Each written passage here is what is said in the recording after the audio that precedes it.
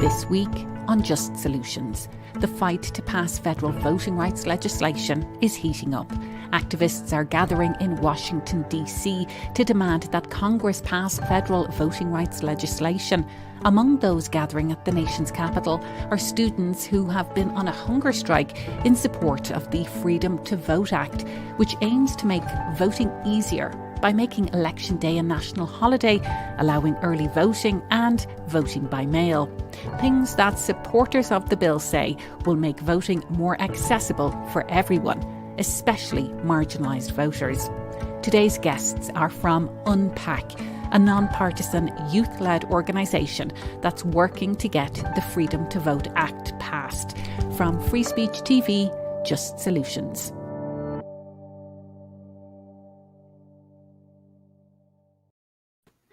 Well, Brandon Ortega and Adrien Horton from Un-PAC, you're joining us from Washington, D.C., and I welcome you both to Just Solutions. And first of all, Un-PAC, as we've heard, is a youth-led organisation. And I think a lot of people are very familiar with youth-led activism around issues like the climate crisis, but maybe are less so familiar with the amount of young people getting engaged around voting rights. So, Adrien, talk us through why voting rights has become this issue that many young people through Un-PAC and other organizations are becoming so passionate about. Right. Thank you so much for having us. But like you mentioned, as young people, we care a lot about a lot of different issues. Like you said, climate change, healthcare, student debt. There are so many issues that young people hold dear to our hearts.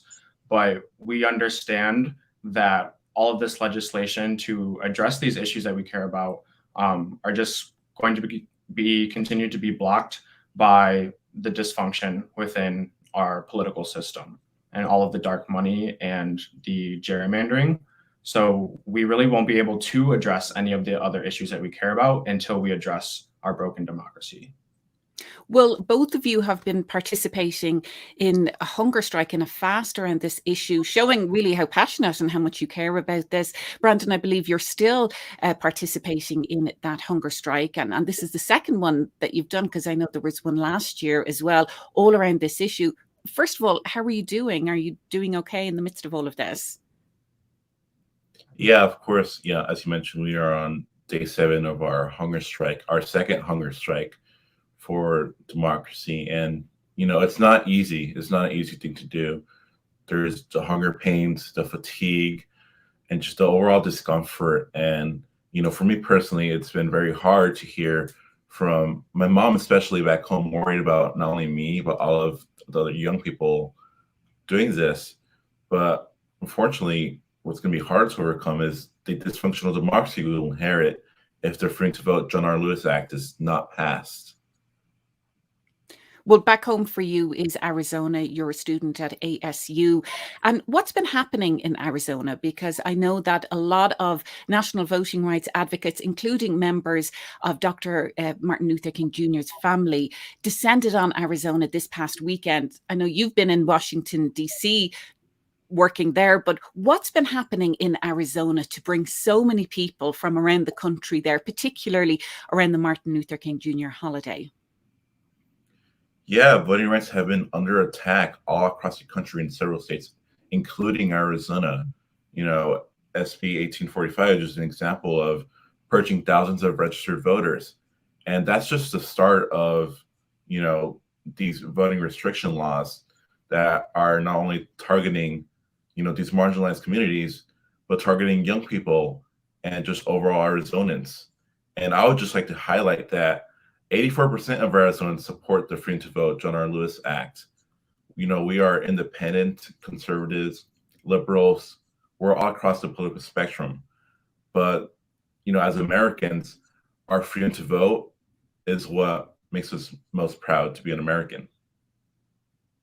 And of course, Arizona is home to Senator Kyrsten Sinema, who has been targeted as one of the two Democrats who are holding out on supporting filibuster changes, because albeit Senator Sinema says, well, she does support voting rights, she's not supporting a method to actually get federal voting rights passed.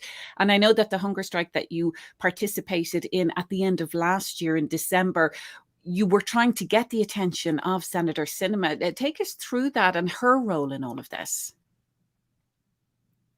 Yes, of course, we've known Senator Sinema's stance for a really long time. Her opinions are very public, and we've met with her 2 to 3 times already. And she has told me face to face one of her biggest heroes are John Lewis and John McCain from Arizona.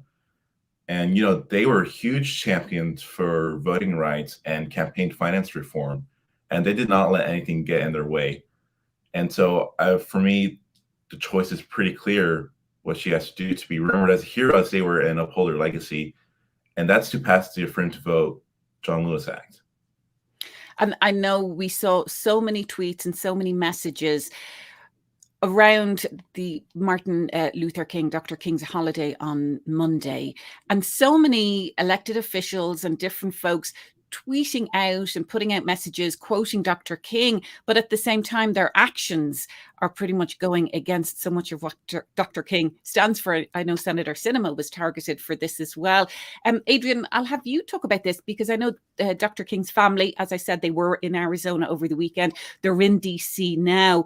They're trying to really push forward this narrative that at the heart of so much of what Dr. King stood for that was voting rights in and of itself, because as you have outlined, it underpins every other issue. Right. And so the King family specifically said this year that there should be no celebration without legislation. And representatives from Un-PAC were actually able to meet them the day on MLK Day, and just hearing from them and having that opportunity. But like you said, this fight for voting rights and who gets to vote and the steps that you need to take in order to vote, this is not a new phenomenon. This has been a struggle since the birth of our nation. And so many activists have come before us, and we are able to vote, due to all the work that was done before. And so it is, frustrating and sad, because we have been doing all of the right things. This hunger strike didn't come out of nowhere.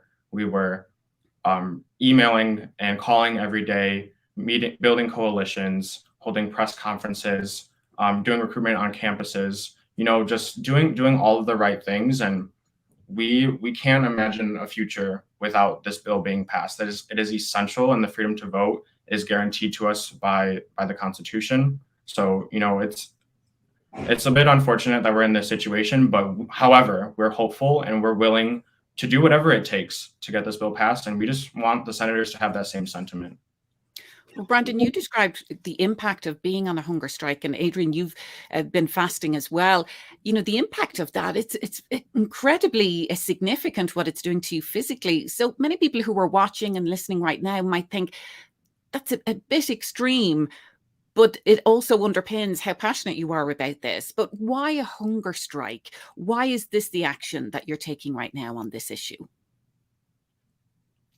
Yes, of course, as Adrien said, we have been doing every single little thing a constituent can do, whether that has been making calls, emails, canvassing, even holding events with state legislature. And all that hasn't been enough to get this bill across the finish line. And unfortunately, we don't have the big money as donors do to influence our senators, but we do have power as organizers. And, we're doing every single little thing we can to get this bill passed, and we hope that our senators, uphold their responsibility and duty to represent us as constituents. I know there are other groups, in addition to Un-PAC, of different ages from different parts of the country participating in this. I think it's hashtag Hunger Strike for Democracy. There are pastors, there are civil rights activists, there are, of course, the youth activists as part of Un-PAC and other organizations.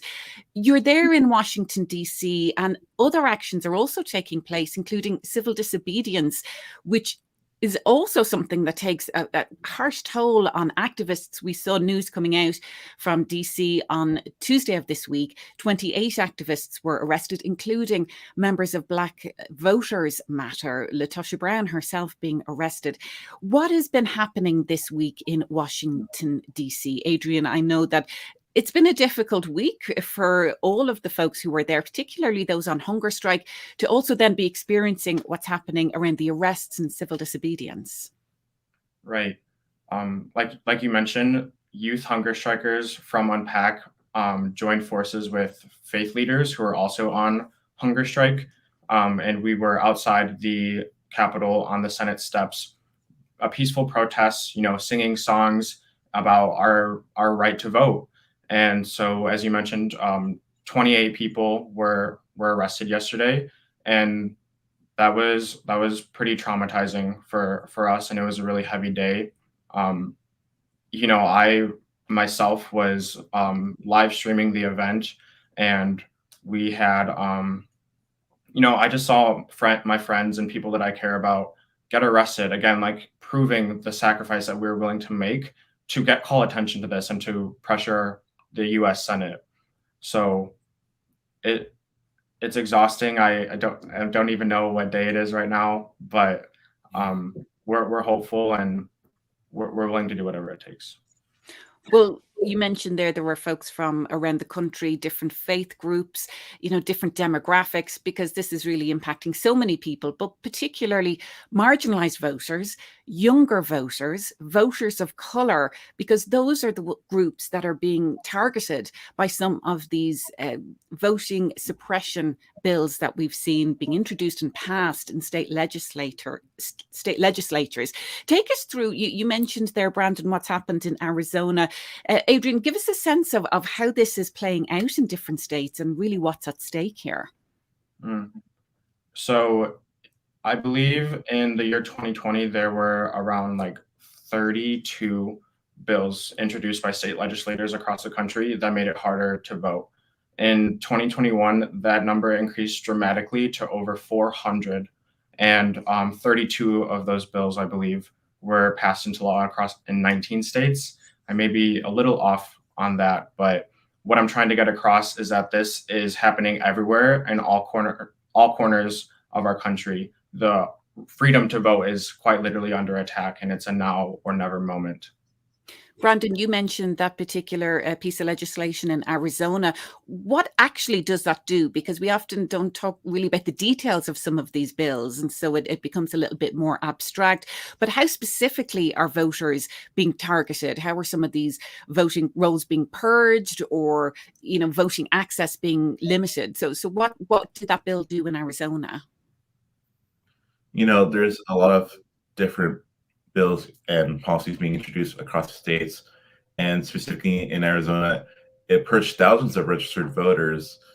And there are similar things happening across the country, whether that's restricting mail-in voting or 24-hour voting, or even just giving water to people in line waiting to vote. It's almost like a no-brainer. Like this, our freedom to vote is being under attack here. And as a Latino and young person, it especially affects my community. And so, of course, we're out here fighting for our freedom to vote, not only in Arizona, but all across the country. And of course, Arizona is one of those very important battleground states. And as we head into the midterm elections later this year, I know people are very, very concerned that the voters, particularly the young people, the indigenous voters who turned out in record numbers, the voters of color, the Latinx community, that they're being targeted now. They turned out in record numbers in the election 2 years ago, but what's going to happen in the upcoming midterms? So, Adrien, you're originally from Illinois, you're now based in Colorado. all these different states have very different attitudes to voting. And so I think it's always worth emphasizing what that really plays out like. So say, for example, in Colorado, there are very robust protections for voters. There is early voting, there is online voter registration, same-day registration. That's a very different experience, say, from a voter in Florida. So take us through what that looks like. You're, as a national organization, dealing with young activists from loads of different states, all experiencing voting in a very, very different way. Right. And so the Constitution does give the power to states to make election laws. However, in that same clause, it also gives the Congress, the federal government, the power to set national standards. And that's what we're really pleading for. Like you said, if you vote in Hawaii versus California, Colorado, Illinois, Arizona, West Virginia, those are all very different experiences. And we believe that there should be just national standards. And again, this is in response to all of the aggressive voter suppression laws that we're seeing. I also do want to really highlight that the Freedom to Vote John Lewis Act, it is in itself a voting rights bill, but it also addresses partisan gerrymandering and dark money in politics, which are two things that are truly plagues to the democratic process. And so, yes, it is about, having these national standards, but also maintaining the integrity of our elections from interference, both foreign and domestic, and just really restoring hope in the democratic process, which I think that we really need in this country. And this is not a partisan issue. This is an issue that we can really all unite with. And that is why it's so frustrating that in the U.S. Senate there is this partisan divide, because that divide does not exist amongst the American people. Well, I want to dig into exactly what this federal voting legislation would do, the protections that it offers, but also how it goes further than that in terms of money in politics and gerrymandering. But I do want to invite viewers to let us know where you're watching. How are voting access or voting rights being impacted in your particular state? And how are you concerned about this? We have Bryce, who's watching on YouTube right now. And Bryce says, what you all are doing is so important. And thank you so much for fighting. And John in Colorado saying, who's watching on Facebook, says, so grateful for the dedication and actions of Brandon and Adrien and the other Un-PAC organizers out there, literally putting your bodies on the line for our democracy. Much respect. You too can join the conversation if you're on social media. Just let us know your thoughts on this issue. We'd love to have you part of this discussion. So, Adrien, with that, you touched on what the John Lewis, the Freedom to Vote Act actually does. And, we mentioned just 3 specific points in the introduction. It would early voting, mail-in ballots, expanding voter access. But as you said, it goes so much more. And so some of that ties to the actual name of your organization, Un-PAC, U-N-P-A-C. PAC, of course, is Political Action Committee. So take us through sort of how the name of your organization and the goals that you have connects to some of these issues that this federal voting rights legislation would tackle. Right. So we know that dark money enters our political system through PACs and super PACs. And so we are the PAC to end all PACs. And a component of this legislation is that it actually tightens the restrictions on PACs. So we, in addition to the play on words of, needing to unpack a very complex issue, we are an Un-PAC because we believe in transparency, accountability, and again, that this is not a partisan issue, that this can benefit all of us.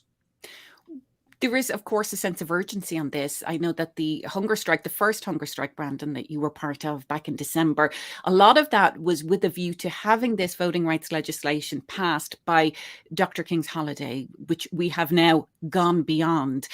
A lot of people are saying we're in this midterm election year, a very, very important year, because the future of the Senate and the House and control of that, and then future legislation is really at stake. So in terms of the timeline of this, I mean, this needs to happen sooner rather than later. Do you have a sense now of the timeline or the urgency around what needs to happen? I mean, of course, as you said, this is a now or never moment. And, President Biden said a few days ago, we didn't get it this time, we'll get it next time. There is no next time, because our futures and lives are hanging in the balance here. This bill is, affecting us not only from our elections back home, but elections all across the country. And, sorry, can you repeat the question? I can actually jump into, the question is, about this sense of urgency, and yes, it's pretty ridiculous, actually. This bill was supposed to be passed back in August when the 2020 census data was released, because we knew that gerrymandered maps would be soon to follow based on the gerrymandering that happened in 2010 when big data was available to draw congressional maps. And so that was the deadline for this bill. And, it was continued to push back and push back.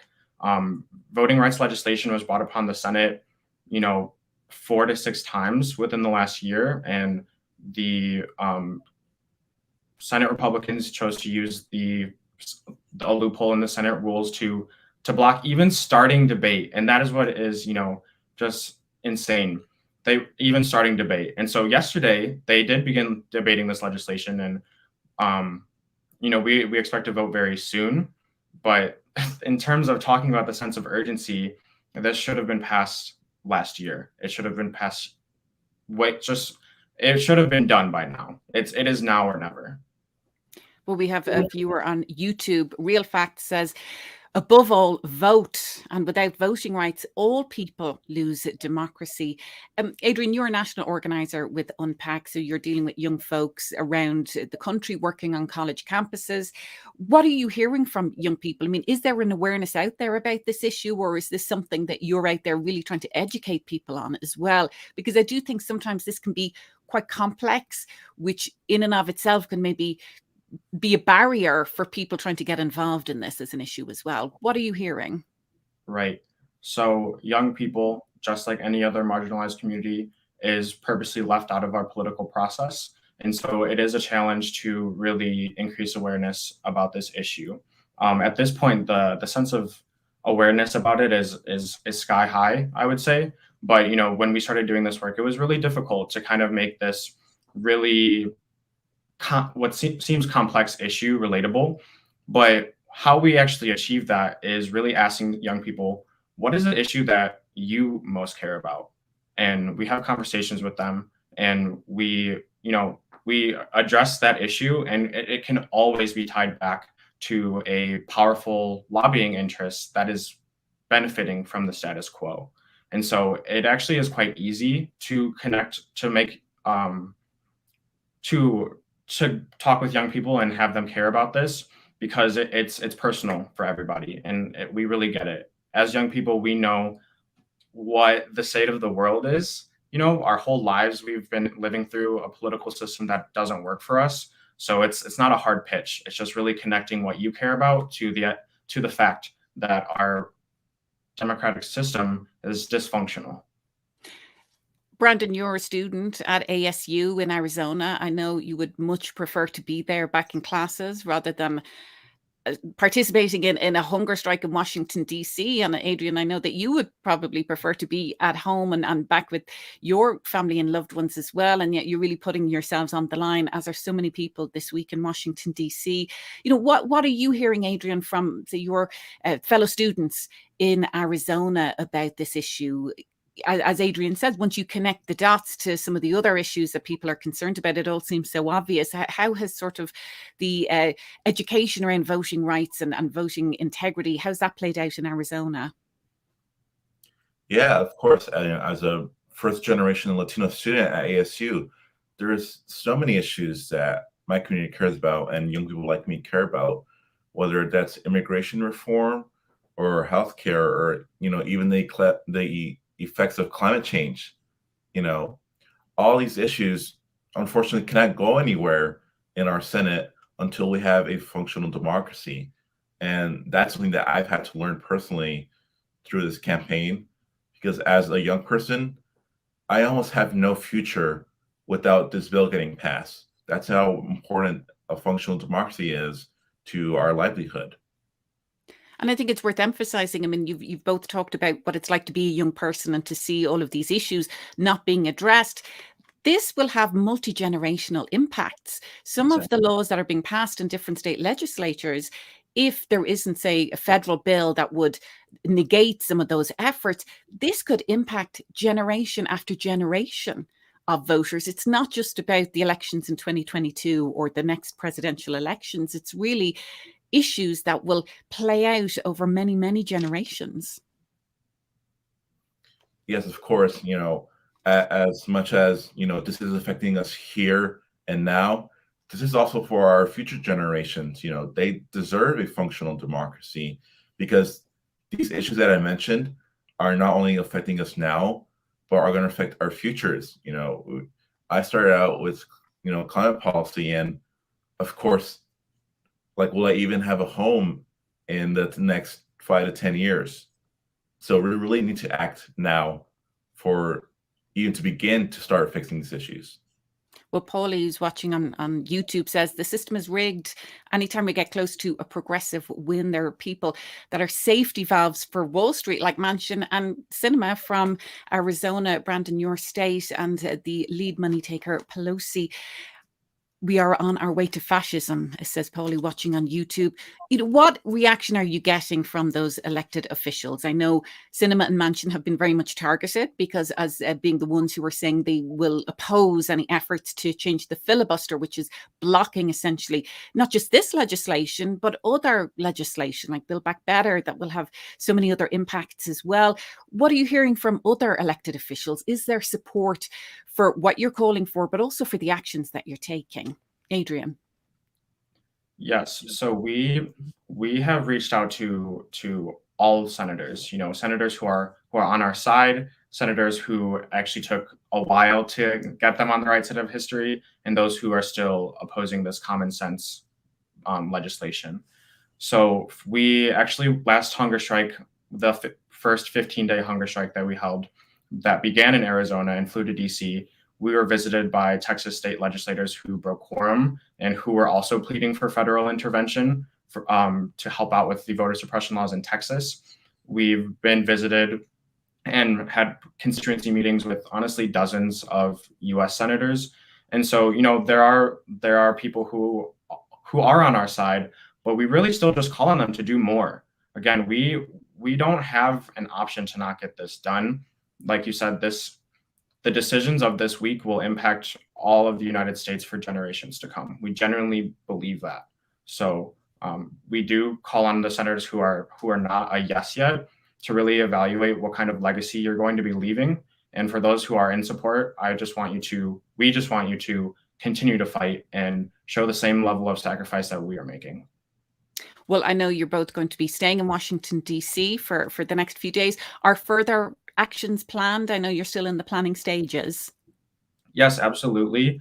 You can follow us on Instagram at Un-PAC, so UN_PAC, and our Twitter is Let's Un-PAC, so LETSUNPAC. And all of our updates are posted on our social media. We live stream when we have events. And so, yes, we are planning yet another escalation for tomorrow. And so please follow us and support any way that you can. Please call your senators and let them know that this failure is not an option. You can support us financially by donating on our website, unpac.org. So yes, please this is something that we can all get behind and something that we can all agree is fundamental to what it means to be an American. Well, lots of messages coming in from our viewers on social media saying, keep up the good fight, and future young senators. So potentially, if democracy reform happens around this issue, there's a path forward for all of you. But I'd like to thank Brandon and Adrien. Thank you so much joining us from Washington, D.C., where they are participating in the actions around voting rights happening this week. Thank you both very much for being with us on Just Solutions. Thank you so much. Thank you. Don't forget, Just Solutions is also available as a podcast, so you can subscribe to it wherever you get your podcasts and never miss an episode. And tune in same time, same place next week for another Free Speech TV's Just Solutions.